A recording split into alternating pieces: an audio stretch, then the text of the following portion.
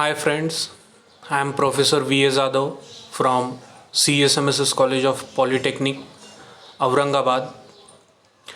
Today we are going to start Unit 2nd, Geometric Design of Highway.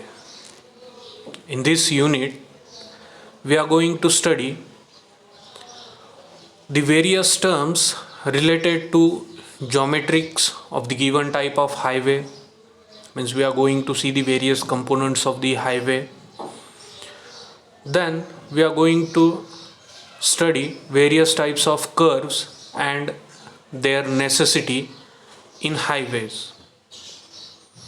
Then we will see the stopping side distance, super elevation, widening of road for the given road construction problems, and etc. Then we will see the cross section of roads in embankment and cutting for the given site condition.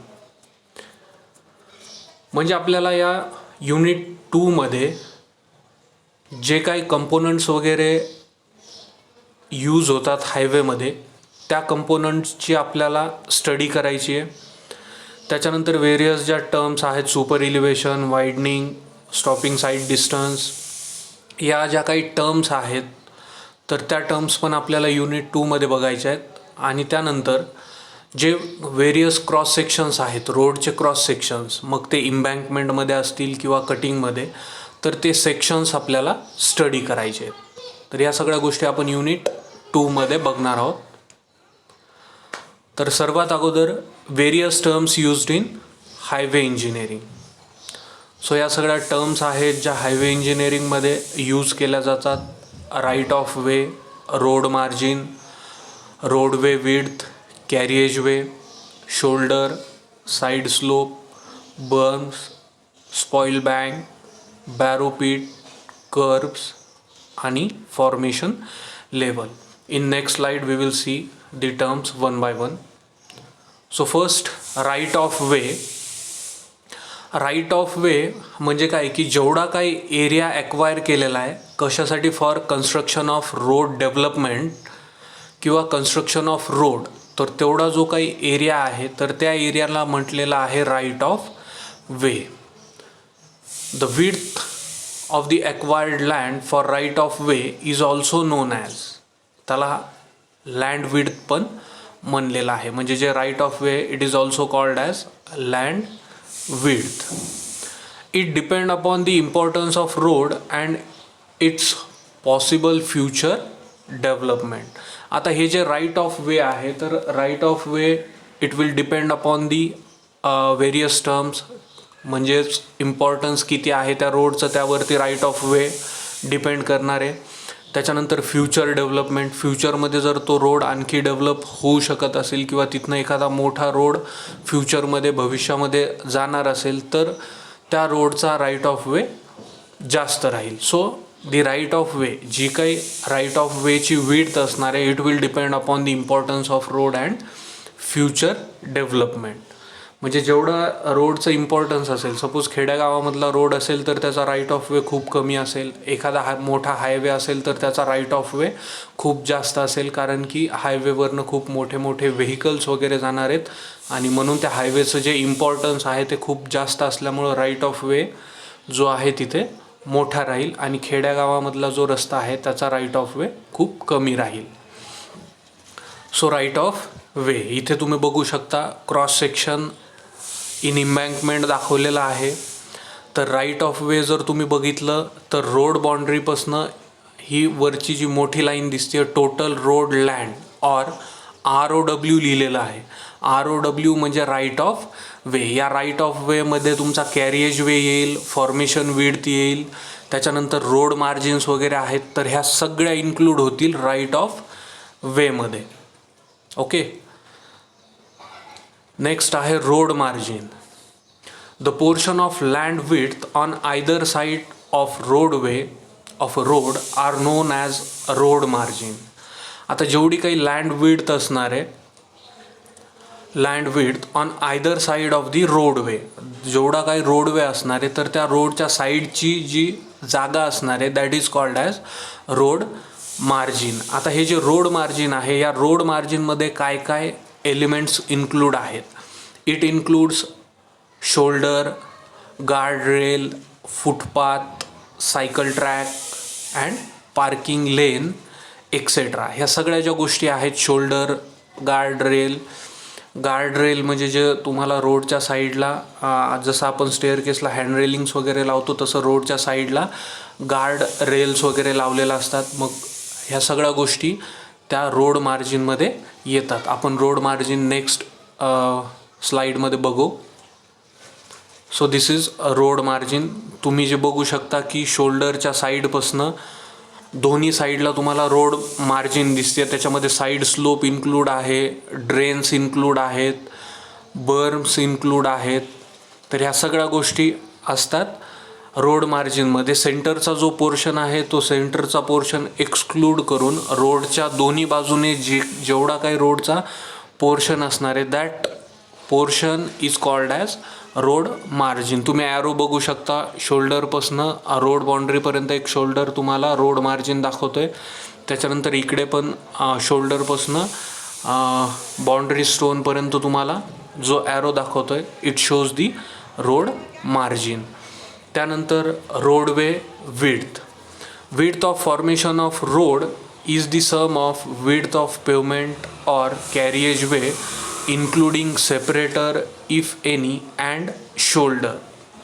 आता roadway काय आहे तर roadway ही सम आहे म्हणजे रोडवेमध्ये include आहे shoulder आणि कॅरिएज way. तर ह्या दोघांचं जर आपण कॉम्बिनेशन केलं इट फॉर्म्स दी रोडवे.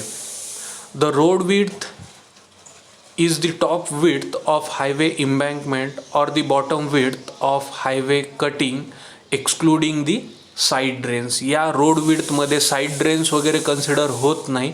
या रोड विड्थमध्ये फक्त कॅरिएज वे आणि शोल्डरला कन्सिडर केलं जातं आणि रोड विड्थलाच परत फॉर्मेशन विड्थ असं पण म्हटलेलं आहे. इथं बघू शकता तुम्ही फॉर्मेशन विड्थ FW तुम्हाला या क्रॉस सेक्शनमध्ये लिहिलेलं दिसतंय. FW means formation width. तर ती फॉर्मेशन विड्थ तुम्ही बघू शकता त्याच्यामध्ये कॅरिएज वे इन्क्लूड आहे प्लस SH म्हणजे शोल्डर. ते शोल्डर पण दोन्ही साईडचे त्या विड्थमध्ये ॲड केलेले आहे आणि तेवढी जी रोडची विड्थ आहे that width is called as formation width. Next आहे carriage way. The portion of roadway constructed for movement of vehicle is called as carriage way. तुम्ही क्रॉस सेक्शनमध्ये कॅरिएज वे बघू शकता की जेवढा रोडचा पोर्शन आहे तो पोर्शन यूज केला जातो व्हेकल्सने फॉर ट्रॅव्हलिंग. जो कॅरिएज वे आहे तो कॅरिएज वे व्हेकल्स यूज करतात ट्रॅव्हलिंगसाठी. That portion of road is called as carriage way. तुम्ही क्रॉस सेक्शनमध्ये बघू शकता CW म्हणजे कॅरिएज वे आहे जिथनं ॲक्च्युअल व्हेकल्स काय करणार आहेत ट्रॅव्हल करणार आहेत. याच्यामध्ये शोल्डर इन्क्लूड केलेलं नाही आहे. Then shoulder. The portion of roadway between the outer edges of the pavement and edges of the top surface of embankment or inner edges of the side drains in cutting are known as shoulder. आता shoulder generally तुम्ही बघितलेलं आहे की रोडच्या साईडला जो मातीचा portion available असतो बिटुमिनस रोड किंवा कॉन्क्रीट रोड संपल्याच्या नंतर खाली जो सॉईलचा पोर्शन अवेलेबल असतो that portion is called as shoulder. Shoulders are provided on both the sides of the pavement all along the road in the case of undivided carriage way. आता हा shoulder दोन्ही साईडनं प्रोव्हाइड केलेला आहे. Just तुम्ही मागच्या cross सेक्शनमध्ये वगैरे पण शोल्डरचं पोर्शन बघितलेलं आहे म्हणून मी नेक्स्ट स्लाईडमध्ये ॲक्च्युअल शोल्डरचा फोटो टाकलेला आहे. Shoulders are provided along the outer edge of carriage way in the case of divided carriage way. तर हा ॲक्च्युअल फोटो आहे शोल्डरचा. तुम्ही बघू शकता रोड कन्स्ट्रक्ट केलेला आहे. रोडच्या खाली जो सॉईलचा पोर्शन आहे that portion is called as shoulder. Then side slope. The slope given to the sides of earthwork of a road in the embankment or in cutting of for its stability are called side slope. म्हणजे तुम्ही बघू शकता या cross सेक्शनमध्ये slide slope provide केलेला आहे. The slope given to the sides of earthwork. जे earthwork वगैरे झालेलं आहे तर त्या अर्थवर्कला म्हणजे अर्थवर्क करताना जो साईड स्लोप जो मिळेल that slope is called as side slope. तुम्ही या क्रॉस सेक्शनमध्ये स्लाइड स्लोप बघू शकता. Then spoil bank. The bank constructed for surplus excavated earth on the sides of road cutting parallel to its alignment are known as spoil banks. तर ज्यावेळेस एक्सकॅव्हेशन वगैरे केल्याच्यानंतर साईडला जे सॉईल वगैरे ठेवलेले असेल, जो ढीग वगैरे ठेवलेला असेल, so that is called as spoil bank. तुम्ही फिगरमध्ये बघू शकता मेन बँक आहे म्हणजे हे ॲक्च्युअल इथनं आपल्याला रोड वगैरे कन्स्ट्रक्ट करायचं आहे. त्याच्यानंतर साईडला तुम्ही ड्रेन वगैरे बघू शकता आणि ड्रेनच्या साईडला तुम्हाला स्पॉइल बँक वगैरे दिलेली आहे. तिथे सरप्लस एक्सकॅव्हेटेड अर्थ वगैरे जी रिमेनिंग राहील पूर्ण कन्स्ट्रक्शन झाल्याच्या नंतर, so that is called as spoil bank. त्यानंतर borrow pits. The pits dug along the alignment of a road for using their material in construction of embankment are known as borrow pit. ज्यावेळेस road वगैरे construct करताना ज्यावेळेस आपल्याला soil वगैरे लागेल for इम्बँकमेंटसाठी, so that time we excavate some borrow pit and that pit is called as borrow pits. त्यानंतर आहे curves. The boundary between the pavement and shoulders or footpath are known as curves. Curve म्हणजे काय की जो कॅरिएज वे असेल तर त्या कॅरिएज वे आणि शोल्डरच्या मधली जी काही बाउंड्री असणार आहे, जो पोर्शन असणार आहे, that portion is called as curve. हा तुम्हाला रोडचा क्रॉस सेक्शन दाखवलेला आहे. जो ब्लॅक तुम्हाला कर्व दिसतोय तो आपला ॲक्च्युअल पेवमेंट आहे किंवा कॅरिएज वे आहे. त्यानंतर साईडला जी तुम्हाला लाईन दिसते दॅट इज फुटपाथ आणि ज्या इन्क्लाइन पोर्शन मार्क केलेला आहे रेक्टँगल फॉर्ममध्ये दॅट इज कर्व. मग हा जो कर्व आहे तो काय होतोय, boundary between pavement and footpath, त्या दोघांच्या मधली ती बाउंड्री होते and that boundary is called as curve. तुम्ही generally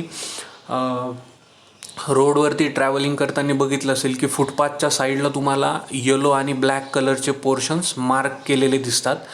so simple that portion is called as curves. Road आणि फुटपाथच्या बाउंड्रीवरती तुम्हाला येलो आणि ब्लॅक कलरचे जे पोर्शन दिसतात that portion is called as curve. त्यानंतर दोन लेन जर असतील आणि ते दोन लेन्स सपोज डिवायडरनं किंवा ट्रॅफिक सेपरेटरनं जर सेपरेट केलेले असतील तर तिथं पण तुम्हाला कर्व बघायला मिळतील. ते पण सेपरेटर्स ब्लॅक आणि येलो कलरने पेंट केलेले असतात. So that portion is also called as curve. त्याच्यानंतर formation level. The reduce level of the finish surface of earthwork for a road in embankment or cutting is known as formation level. आता generally तुम्ही हे जे continuous line वगैरे बघतात from point A to B, तर ही जी वरती गेलेली लाईन आहे, खाली आलेली लाईन, हा जो वरचा पोर्शन आहे तर that portion is actual ground level. ती ॲक्च्युअल ग्राउंड लेवल आहे. पण आपल्याला ॲक्च्युअल ह्या ग्राउंड लेवलला रोड कन्स्ट्रक्ट करायचा आहे का? नाही. We decide some formation level. मग आपण जी फॉर्मेशन लेवल डिसाईड केली तर ती फॉर्मेशन लेवल आहे जी लाईन तुम्हाला डॉटेड दिसते, that line is formation level. या लेवलवरती डॉटेड लाईनची जी लेवल आहे त्या लेवलवरती तुम्हाला काय करायचं आहे, रोड कन्स्ट्रक्ट करायचा आहे. मग आता जर सपोज ग्राउंड लेवल फॉर्मेशन लेवलच्या खाली असेल, ग्राउंड लेवल फॉर्मेशन लेवलच्या खाली असेल तर त्या पोर्शनमध्ये आपल्याला काय करायचं आहे, we have to do filling. त्या पोर्शनमध्ये आपल्याला काय करायचं आहे, फिलिंग करायची आहे. कुठपर्यंत, जोपर्यंत आपण फॉर्मेशन लेवलपर्यंत येत नाही आहे त्या लेवलपर्यंत येईपर्यंत आपल्याला काय करायचं आहे, कंटिन्युअसली फिलिंग करत राहायची आहे. त्यानंतर सेम जर आपली ग्राउंड लेवल फॉर्मेशन लेवलच्या वरती असेल, ग्राउंड लेवल फॉर्मेशन लेवलच्या वरती असेल, in that case we have to do cutting of ground. आपल्याला काय करावं लागेल, त्या ग्राउंडची कटिंग करावी लागेल अप टू जोपर्यंत आपण फॉर्मेशन लेवलपर्यंत येत नाही तोपर्यंत आपल्याला त्या पोर्शनची कटिंग करावी लागेल. बरोबर. मग सपोज आपण ए टू बी जर पोर्शन घेतला तर ए टू बीमध्ये थर्ड लाईन जी आहे किंवा फोर्थ लाईनपर्यंत जर तुम्ही बघितलं तर ग्राउंड लेवलचा जो पोर्शन आहे तो थोडा वरती तुम्हाला दिसतोय आणि फॉर्मेशन लेवल जी आहे ती लेवल खाली आहे. मग आपल्याला तेवढ्या पोर्शनमध्ये काय करावं लागेल, कटिंग करावं लागेल. मग आता फोर्थ लाईनपासनं 9th लाईनपर्यंत जर तुम्ही बघितलं तर फॉर्मेशन लेवल ही जी आहे ती तुम्हाला वरती दिसते आणि ग्राउंड लेवल खाली दिसते. मग या केसमध्ये आपल्याला तेवढ्या पोर्शनमध्ये फिलिंग करावी लागेल. बरोबर. फिलिंग कधीपर्यंत करायची आपल्याला, जोपर्यंत आपण फॉर्मेशन लेवल अचीव करत नाही तोपर्यंत आपल्याला फिलिंग करावी लागेल. आणि मग अशा प्रकारे आपण आपला जो रोड आहे तो रोड बनवू शकतो, फॉर्मेशन लेवल अचीव करू शकतो by doing the cutting and filling. Okay, thank you. या व्हिडिओमध्ये जर कुणालाही काही प्रॉब्लेम असेल तर तुम्ही कमेंट बॉक्समध्ये कमेंट करू शकता. Thank you very much.